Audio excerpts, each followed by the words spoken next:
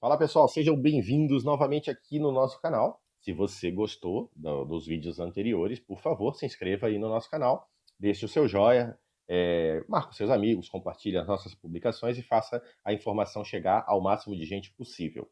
Hoje nós continuaremos com a teoria do delito, aonde nós analisaremos, né, a teoria tripartite, o fato típico, ilícito e culpável, o conceito analítico de crime, por assim dizer. Dentro da teoria do delito, nós vamos estudar o fato típico, na primeira situação, e dentro dele nós vamos estudar o dolo, que nada mais é, né, que a vontade do agente de chegar a um resultado específico.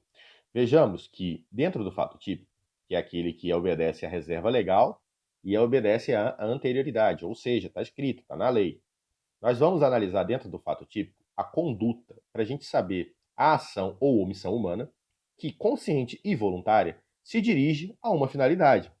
Então, o que isso significa?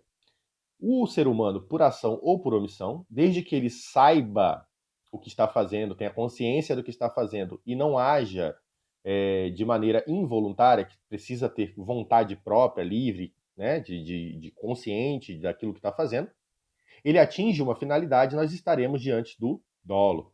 E o dolo pode se dar de maneira direta ou de maneira indireta, de maneira alternativa. Nós vamos dar uma olhada em todas as espécies que o dolo pode se manifestar.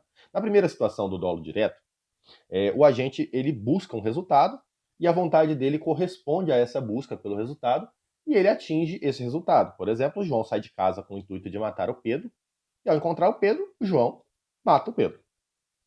Na segunda situação, que a gente trabalha o dolo indireto ou dolo de segundo grau, a vontade do agente não se orienta de forma segura em relação ao evento. Ele assume riscos a respeito do evento que vai acabar acontecendo.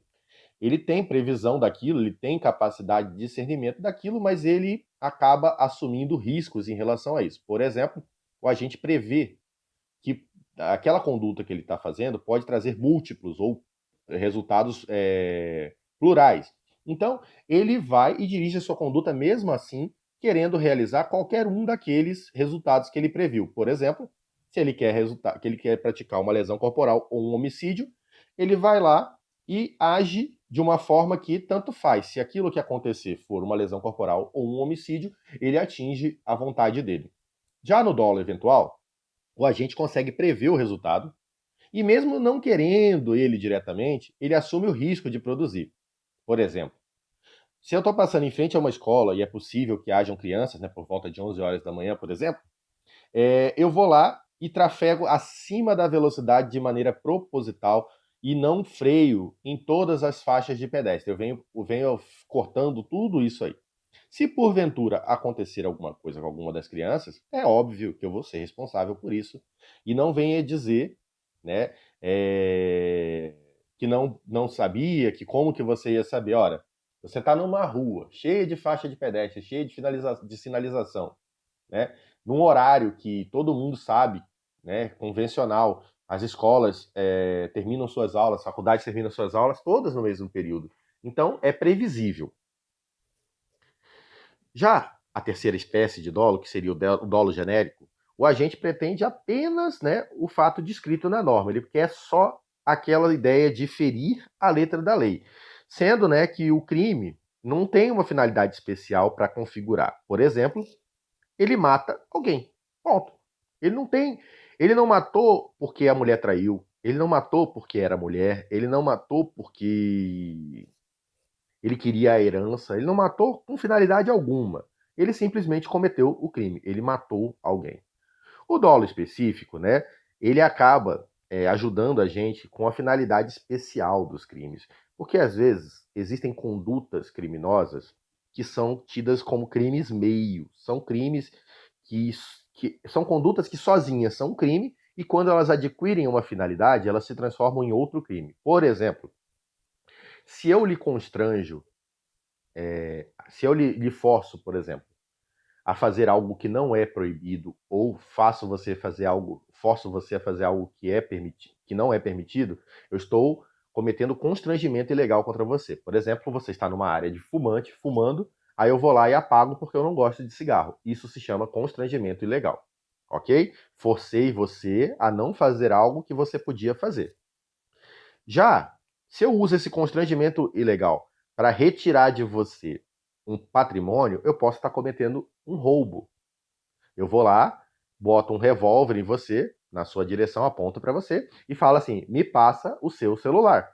Perceba que você não é obrigado por lei a dar seu celular para ninguém. Eu estou constrangendo você através da violência, né, ou da grave ameaça, a me entregar esse bem. Então, veja, o crime de extorsão não basta só o agente constranger a vítima, desejando ainda obter vantagem econômica só com a conduta praticada. Aqui é um caso também. Perceba que o fato de eu constranger a pessoa sem uma finalidade ia ser só constrangimento ilegal. Exemplo número 2.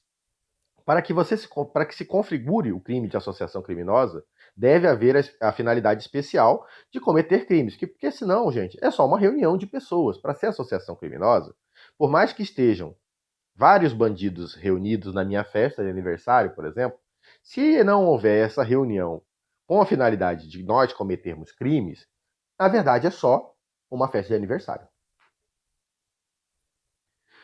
Já, né, dentro dessa situação do fato típico, o ser humano vai acabar agindo por dolo ou por culpa. E existem modalidades de culpa. O que significa a culpa? Bom, o dolo é quando o agente tem a vontade de fazer aquela situação acontecer e ela acaba acontecendo. A culpa acaba sendo uma situação em que a pessoa ela não quer que algo ocorra. Porém, por algumas modalidades, por algumas formas de agir, acaba acontecendo e essa pessoa tinha um dever de cuidado, um dever de zelo e acabou deixando essa situação vir a acontecer. Por isso ela será culpada. Por exemplo, nós temos o caso daquela atriz Cristiane Torlone. Ela tinha um casal de gêmeos e nessa situação ela estava levando as crianças para a escola e estava na garagem de casa. Quando ela olhou pelo espelho, ela viu passar uma criança. Quando ela olhou pelo espelho, ela viu passar a segunda criança. E ela achou que as duas crianças estavam dentro do carro. Ela deu ré para sair da garagem. Quando foi ver, infelizmente, né, a fatalidade, ela atropelou uma das filhas dela, uma das crianças. Percebam que ela não quis fazer isso. Porém, ela, como mãe, deveria ter o zelo, deveria ter o cuidado, né, de verificar isso. Então, ela vai responder por homicídio? Vai, de maneira culposa. Se ela vai receber perdão judicial, que é um outro instituto, é uma outra história, tá bom? Então, as modalidades da culpa são a negligência, a imprudência ou a imperícia. O que é a negligência? É a prática de um ato sem observação dos cuidados exigidos, por preguiça, por desleixo. O agente não fez aquilo que ele deveria fazer, ele foi negligente. Por exemplo, ele estacionou um veículo numa ladeira sem acionar o freio de mão. Ora, embora você esteja com o carro engatado, você coloque o freio de mão, você pode ver que tem pessoas, principalmente caminhoneiros, que calçam com madeira, com pedra, ou simplesmente não estacionam nessas situações porque sabem que seus veículos não estão com a manutenção em dia. Já a imprudência é a prática de um ato perigoso, sem as cautelas necessárias. O agente faz o que não deveria fazer. Por exemplo, você é habilitado. Você sabe que não deve andar na faixa contrária, na linha contínua. E você está fazendo isso. Você está dirigindo na velocidade acima da permitida. Isso tudo são fatores que podem levar até, no caso dos crimes de trânsito, se você tiver com uma velocidade muito, muito acima, 50% acima do que é permitido, isso aqui se transforma de culpa em dolo eventual, tá? Já a imperícia é uma culpa profissional, uma incapacidade técnica durante um exercício de arte, ofício ou profissão. Por exemplo, um médico que esquece uma tesoura dentro de um paciente. Ou um instrutor de paraquedas que não age dentro daquelas requisitos de segurança. Não verifica se o cinto está correto, não verifica se o mosquetão está dentro da validade, se a corda está dentro da validade, se a corda está cortada, se a corda aguenta, enfim. Percebam, gente, que a imperícia é diferente do erro profissional, tá? Uma coisa é o erro no ramo da ciência, certo? E outra coisa é a falta de capacidade de fazer aquilo que deveria ser feito. Por exemplo, um exame laboratorial não detectou uma doença que ainda é desconhecida. Não pode, né? Se a doença é desconhecida, O fato do exame não ter detectado ela não pode chegar a trazer responsabilidade para o médico. Agora, o médico esquecer um algodão, esquecer uma tesoura dentro do paciente, ora, é óbvio que isso é culpa dele. Percebam que eu já estou usando até culpa dele. Você acha que esse médico deixou esse algodão dentro da pessoa porque ele falou assim: ah, vai morrer, vou matar? Se ele fizer dessa forma, nós estamos falando de dolo. Se ele fez da forma como a gente falou, fez a operação na pessoa, a pessoa estava com problema no estômago, abriu o estômago da pessoa, pá, salvou a pessoa em relação a isso, e na hora de fechar, ao invés de fazer só os procedimentos de segurança, o check-in, verificar se está tudo, ele vai lá e acaba esquecendo. Diferentemente se ele deixasse de propósito lá dentro. A culpa, ela também tem suas espécies. Ela tem a culpa consciente e a culpa inconsciente. Em regra, a gente vai trabalhar geralmente o dolo direto, o dolo eventual, a culpa consciente e a culpa inconsciente. As demais modalidades são muito difíceis de serem cobradas, porém, a gente traz para você porque você precisa saber. O que é a culpa consciente? É quando o agente ele prevê o resultado, mas ele espera de uma forma sincera que isso não ocorra. Diferente do dolo eventual, que ele prevê o resultado e não se importa com o risco dele acontecer, aqui ele prevê o resultado, mas ele não acha que isso vai acontecer. Por exemplo, eu sou muito bom de pontaria. Aí eu vou caçar com um amigo meu. O animal está do lado do meu amigo. E eu vou lá e atiro com a certeza absoluta que eu vou acertar o animal. Porém, né, eu acabo acertando o outro caçador, o meu amigo. Nesse caso aqui, eu estou agindo com culpa consciente, ok? Já na culpa inconsciente, o agente não prevê o resultado da sua conduta, apesar de ser previsível. Por exemplo, eu moro aqui num prédio. Aí eu olho lá para baixo, eu vejo que não está passando ninguém, porque é 2 horas da tarde, não tem ninguém, deveria estar todo mundo trabalhando, papapá. O que eu faço? Eu começo a jogar vasos de flores lá para baixo. E até que um deles vai e acerta a cabeça de alguém.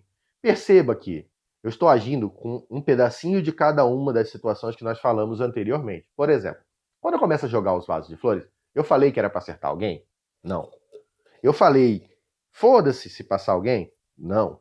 Eu vi gente passando e joguei mesmo assim? Não. Mas era previsível que ali, por ser um hall, que passam pessoas.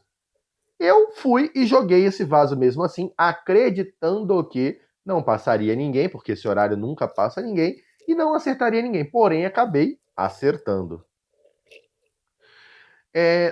Dentro da culpa, né, nós trabalharemos a compensação e a concorrência. E aqui é muito importante você saber a respeito disso.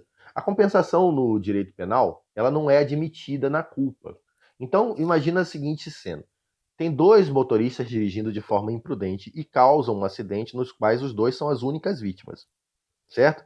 Então, o fato de um erro estar acontecendo, um está sem o cinto de segurança embriagado e o outro está em alta, mas em baixa velocidade, e o outro vem correndo em alta velocidade. Um bate no outro por algum motivo e os 2 acabam se machucando. Cada um vai responder pelo seu delito. O embriagado sem cinto de segurança pela direção perigosa, embriaguez ao volante, etc e tal. E o em alta velocidade pelo excesso de velocidade, dependendo do excesso de velocidade, até pelo dolo. Tá? Como eu falei da maneira anterior.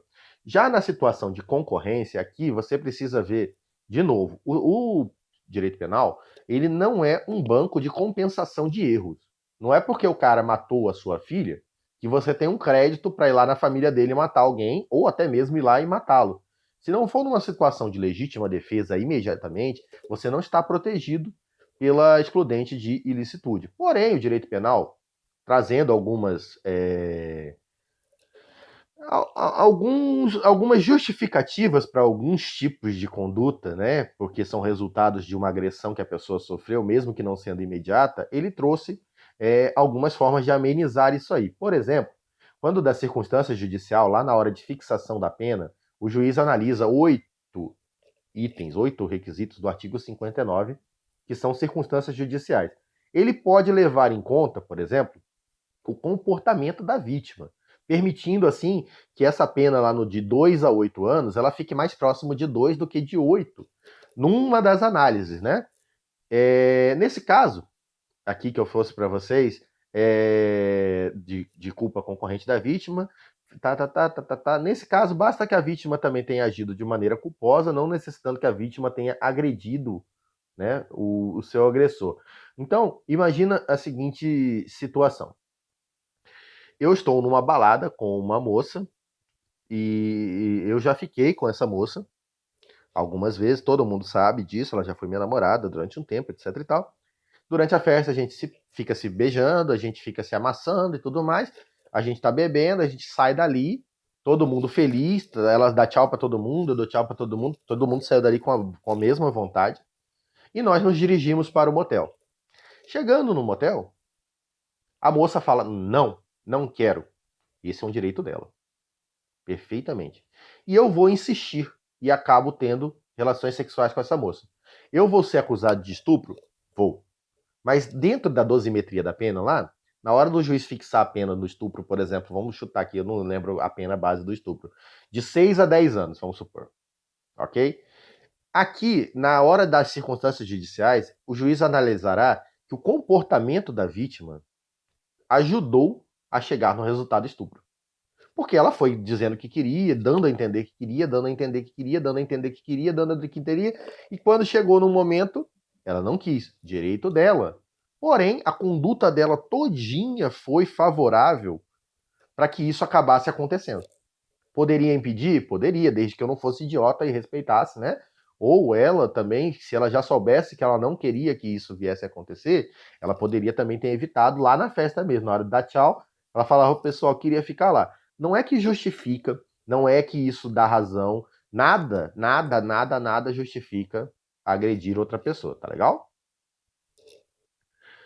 Nós temos também os crimes que são tidos como pré-terdolosos, que estão previstos lá no artigo 19 do Código Penal. O que é um crime pré-terdoloso? Um crime pré-terdoloso, ele acaba tendo o resultado dolo e culpa na mesma conduta. Como assim, professor? Como é que eu posso querer e não querer ao mesmo tempo? Veja bem, às vezes você quer algo e aí você consegue esse algo que você quer. Porém, existem desdobramentos que vão além da sua vontade que acabam acontecendo. E aí você vai ser responsabilizado por esses desdobramentos, desde que haja previsão legal para isso. Veja bem, veja comigo.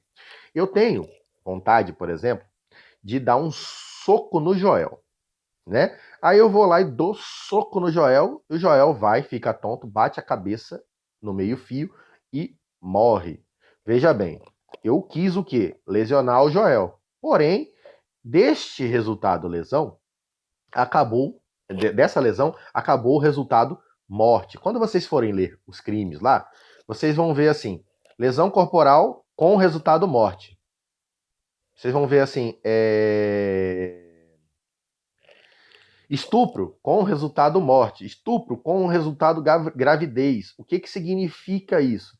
Significa que existe um agravamento dessa pena por esse resultado que é posterior, independentemente dele ter sido querido ou não. Se ele não foi querido, nós estamos numa situação de pré-terdolo. Por exemplo, um bandido assalta a Maria. Não satisfeito, ele vai lá e coloca a Maria na mala do carro para dar um passeio. Mas a Maria é claustrofóbica e acaba tendo um ataque e morre. Veja bem, o crime culposo só vai ser responsabilizado na pessoa se tiver previsão na lei. O que isso significa, gente?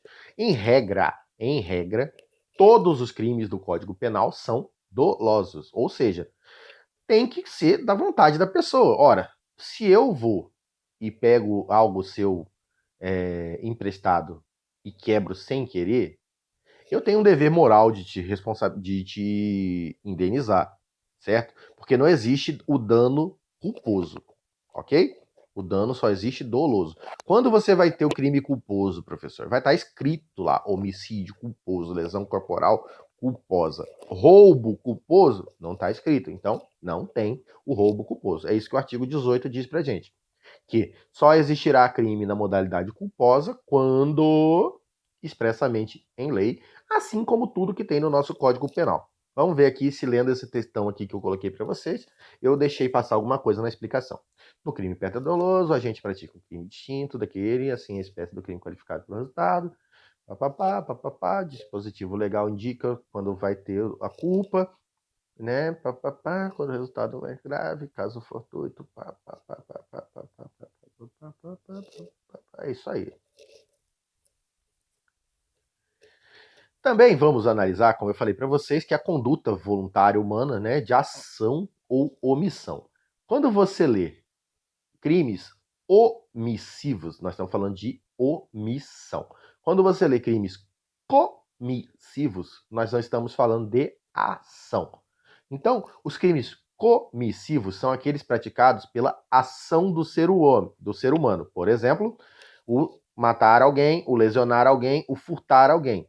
Diferente daqueles crimes que podem acontecer por omissão, como, por exemplo, omissão de socorro é um crime que acontece não porque você fez algo, e sim porque você deixou de fazer algo. Então é nesse sentido que você tem que ficar esperto. Então os crimes comissivos são aqueles que exigem uma atividade concreta do agente, uma ação, isso é, o agente faz aquilo que a norma proíbe. Não matar alguém, ele vai lá e mata alguém. Já nos crimes omissivos, o agente não faz algo que ele tinha a obrigação de fazer. Porém, nós temos que dividir aqui os crimes omissivos em omissivos próprios e omissivos impróprios. Nós temos aquelas pessoas que têm obrigação de fazer algo e nós temos aquelas pessoas que têm obrigação de fazer algo desde que foram elas que causaram esse algo. Vamos lá? Os crimes omissivos próprios, ele descreve a omissão simples de quem tinha o dever de agir. O agente não faz o que a norma manda. Há uma exigência do resultado. Mesmo se esse acontecer, o agente não responderá por ele, senão pelo crime descrito no próprio artigo. Por exemplo, uma pessoa passou mal e o agente não prestou os primeiros socorros ou chamou a ambulância.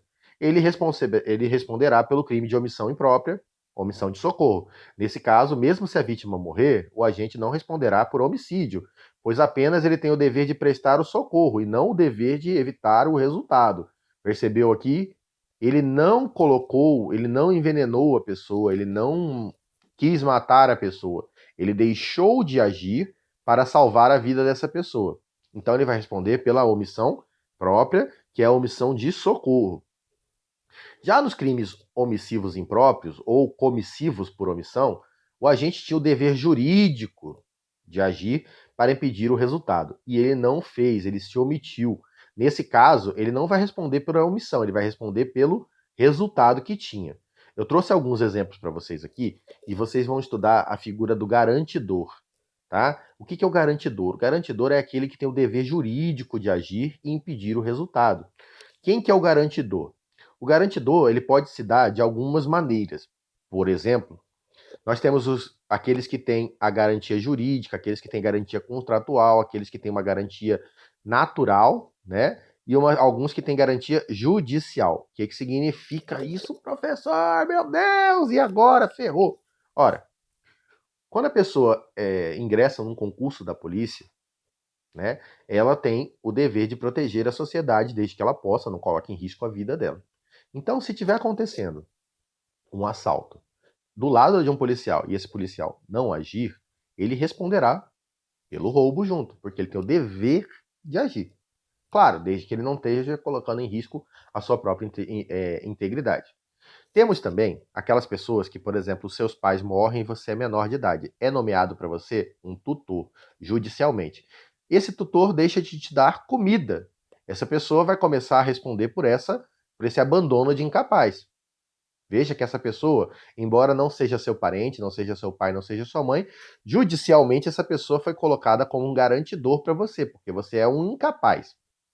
Nós temos também situações, eu falei para você da natural, da jurídica, daquelas que as pessoas se colocam na situação, que criam o risco. Por exemplo, eu chamo todo mundo para vir, para ir lá para o Manso, ir para uma lagoa, andar de jet ski. Aí a Maria fala para mim, olha professor, eu não sei nadar. Eu falo assim, Maria, fica tranquila, eu sou campeão mundial de natação. Você pode ir, que esse barco aqui foi verificado e tá tudo certo, fica tranquila. Numa bobeira dessa, eu vou lá e vejo que Maria foi nadar e Maria vem acabar a se afogar. Se eu estava como garantidor da Maria, eu tenho obrigação de salvar a Maria. Se acontecer algo com a Maria, eu coloquei a Maria nessa situação de risco, então eu me coloco como garantidor da Maria. Trouxe alguns exemplos para você, diferente desses que eu acabei de dar. O médico plantonista que deixa de socorrer um baleado, se a vítima morrer, e o médico vai acabar respondendo por homicídio, porque ele tinha o dever de agir nessa situação. A mãe que deixa de amamentar o filho recém-nascido responderá pelo artigo 121, porque ela tinha o dever de alimentar esse filho. O salva-vidas que deixa de entrar na água para socorrer uma vítima de afogamento, né? Se a vítima morrer, o salva-vida responde, não é o médico não, tá? O salva-vida responde porque ele tinha o dever jurídico de agir, pular na água e tentar evitar esse resultado. Existem situações que excluem a conduta. Por exemplo, né, o caso fortuito. O que o caso fortuito trabalha, gente? Ele trabalha um evento imprevisível ou inevitável, sem a vontade do agente, que não age com dolo ou culpa, manifestado pela força estranha ao homem. Por exemplo, um problema mecânico no veículo, que em razão da falta de condução do motorista controlá-lo, culmina no atropelamento com morte. Veja bem, uma coisa é uma coisa, outra coisa é outra coisa, tá? Se esse motorista não dá manutenção para o seu carro e porventura depois a perícia descobre que foi por falta de manutenção que esse cara perdeu o controle do carro, ficou incontrolável e esse cara não pôde depois controlar essa situação, ele vai responder lá na modalidade lá do culposo, tá? Do negligente, do imperito, tal, nesse sentido. Agora, vamos supor que dá uma pane elétrica no carro dele, por alguma falha do fabricante, alguma coisa assim. Isso é algo que se acontecesse com o Ayrton Senna, se acontecesse com o Schumacher, se acontecesse comigo, se acontecesse com você, né, desde que você tenha habilitação e esteja sóbrio, né, todos nós passaríamos por essa mesma situação. Então, esse é um caso que não tem como você culpar a pessoa, porque houve um caso fortuito, uma força muito maior do que a previsível. Um raio que atinge o meu carro, e aí o meu carro se desgoverna, e eu bato no carro B, causando a morte do condutor do carro B. Percebam que podia ser o Schumacher, podia ser o Ayrton Senna. Se o raio cai no seu carro e você perde o controle do carro e venha matar alguém, infelizmente, essas situações acabam excluindo a conduta, ou melhor, essas situações acabam infelizmente acontecendo e por isso acabam excluindo a conduta. Infelizmente não, né? Porque você percebe o seguinte, eu falei para você, nós trabalhamos a vontade do agente em cima do dolo e em cima da culpa. Ou em cima dele querer fazer, ou em cima dele ter a consciência de que aquilo vai acontecer. Aonde que alguém sai de casa imaginando, não vou sair na chuva hoje, porque senão pode cair um raio no meu carro, e aí eu vou bater no carro de alguém e posso vir a matar alguém. E aí eu assumo essa responsabilidade. Dane-se se matar alguém. Jamais, jamais. Isso não é algo normal. Dentro desses casos excludentes, além do caso fortuito, nós temos também a força maior. A força maior já é uma influência de ação externa, né? Transformando em inevitável a conduta adotada. Por exemplo, né, nós temos dois tipos de coação. Nós temos a coação física, que é conhecida como vis absoluta, e nós temos a coação moral, que é conhecida como vis psicológica. A coação moral, ela é resistível, ela não entra aqui na nossa situação. Tá? Aqui nós vamos trabalhar a conduta, a coação física irresistível, que é a vis absoluta. O que significa isso? Olha, uma coisa é eu dizer para você assim, se você não matar o fulano, eu vou matar seu filho. Essa é uma coação psicológica irresistível, até porque você está ameaçando uma coisa grande de outra coisa grande. Certo? Nós vamos discutir isso num outro momento. Diferentemente de eu pegar a sua mão, com a minha mão, porque eu sou mais forte do que você, levar a arma até a sua cabeça, com o seu dedo mesmo no gatilho, ou levar até a arma à cabeça de alguém, com o seu dedo no gatilho, eu forçar você a apertar o gatilho. Perceba que está totalmente ausente vontade sua. O seu corpo está sendo conduzido a fazer aquilo pela vontade de um terceiro, pela vontade de uma outra pessoa. Um outro exemplo de coação irresistível é um batismo na organização criminosa. Perceba, eu moro aqui no meu bairro. E no meu bairro tem uma associação criminosa aqui, uma organização criminosa que toma conta aqui. Todos os homens maiores de 18 vão ser batizados ou mortos. Percebam que aí amanhã eu sou preso e tá lá, Ronaldo, professor Ronaldo, faz parte da organização criminosa tal. Ora, eu não tive vontade de fazer parte disso, eu fui coagido a fazer parte disso. Já os atos reflexos, né, o professor Greco traz pra gente um conceito que é muito melhor, né, do que o meu.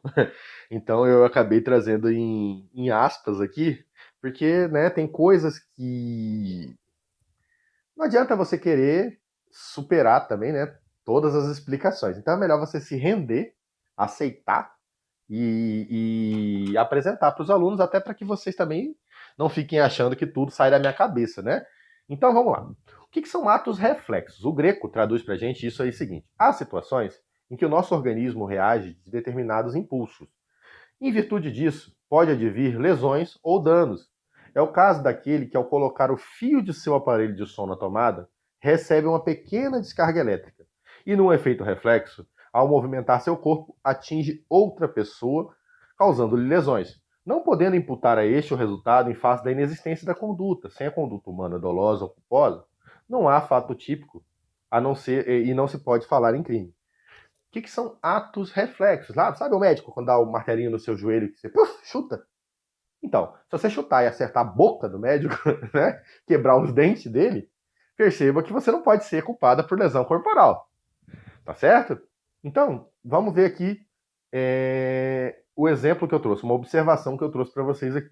Deve ser ressaltado, contudo, que se esse movimento reflexo era previsível, a exemplo daquele que, querendo consertar um chuveiro elétrico, mesmo percebendo a existência de um fio desencapado, tenta fazê-lo sem desligar a chave de força, se vier a receber, como era previsível, uma descarga elétrica e, em virtude do seu movimento reflexo, vier a causar lesões em outras pessoas, os resultados advindos desse movimento reflexo deverão ser imputados ao agente, geralmente a título de culpa, haja vista ter deixado de observar o seu necessário dever objetivo de cuidado. Perceba que aqui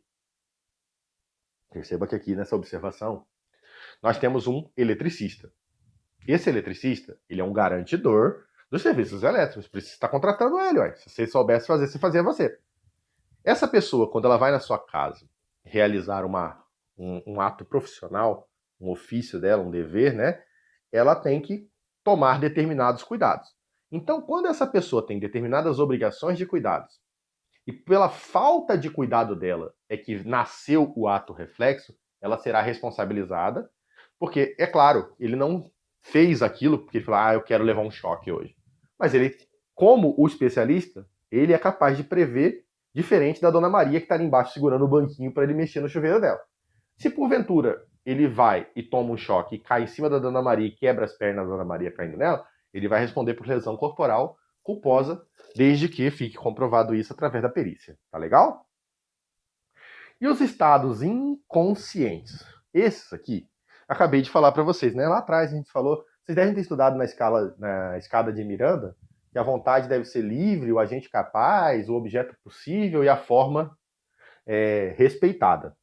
Então, o que é o dolo ou a culpa, se não a vontade ou a previsão do resultado? Se você não tem como falar de uma conduta, porque a pessoa está inconsciente, como no caso de hipnose, sonambulismo, sono profundo, ataque de epilepsia. Você imagina o seguinte: você tem um parente seu que está sofrendo um ataque de epilepsia. Você vai ajudar ele botando o dedo na garganta dele, ele vai, morde seus dedos e amputa os seus dedos. Essa pessoa vai ser responsável por lesão corporal? Ora, pelo amor de Deus, né? Você não tem preparo, você não deve fazer. Você não deveria ter colocado os dedos. Mas vai morrer, professor. Fazer o quê? Você tem que ligar para quem tem capacidade de fazer. Ou aceitar, né, os riscos daquilo. Então, imagina o seguinte: a pessoa está dormindo, eu falo dormindo, né? Aí eu começo, né? Xingo minha mãe. Minha mãe tá lá, viu que eu tô com sono muito agitado. Ela chega perto da cama, fala, meu filho, não sei o que, acorda, acorda, acorda, e nada de eu acordar, e quando eu tô dormindo, eu tô falando assim, porque aquela vagabunda da fulana, porque fulano tá roubando, porque não sei quem, não sei o que lá. Percebam, eu não vou poder ser acusado, né? Porque por mais o sonho é inconsciente, é a vontade da pessoa que tá de maneira inconsciente. Então, Lembra que eu falei lá no início que é a vontade consciente? A vontade inconsciente não é levada em conta. O professor Jair Leonardo Lopes, um dos doutrinadores antigos aí, ele traz pra gente uma mãe, que é operária, após um dia intenso de trabalho, dominada por uma canseira, ela vira-se na cama para um lado ou para o outro, e aonde nessa cama ela dorme com o filho recém-nascido dela. E nessa história de estar fora de si, de estar dormindo, de estar muito cansada, ela acaba